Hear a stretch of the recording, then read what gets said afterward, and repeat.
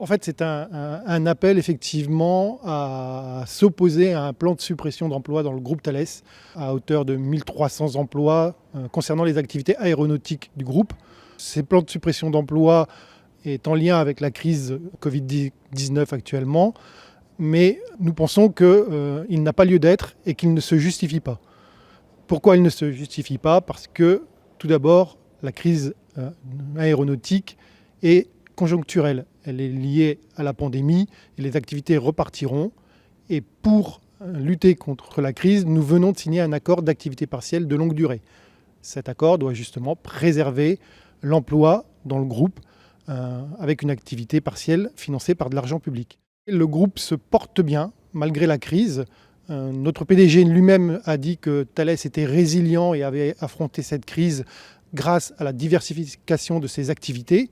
Il faut savoir que le groupe a publié ses résultats au troisième trimestre 2020 et prévoit pour la fin d'année un résultat opérationnel positif à hauteur de 8% du chiffre d'affaires, ce qui représente environ 1,3-1,4 milliard d'euros.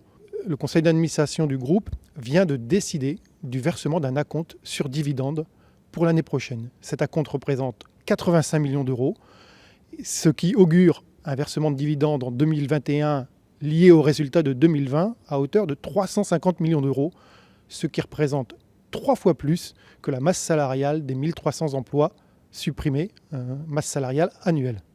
Donc le groupe se porte bien, le groupe a les moyens de faire face à la crise. En plus, il faut savoir que le premier actionnaire du groupe reste l'État.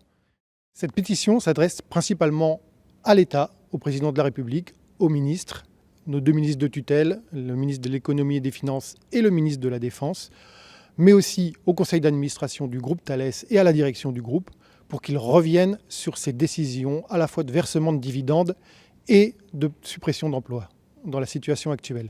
C'est pour ça que nous appelons l'ensemble des citoyens, salariés du groupe ou non, à signer massivement cette pétition pour que l'argent public ne serve pas à supprimer de l'emploi.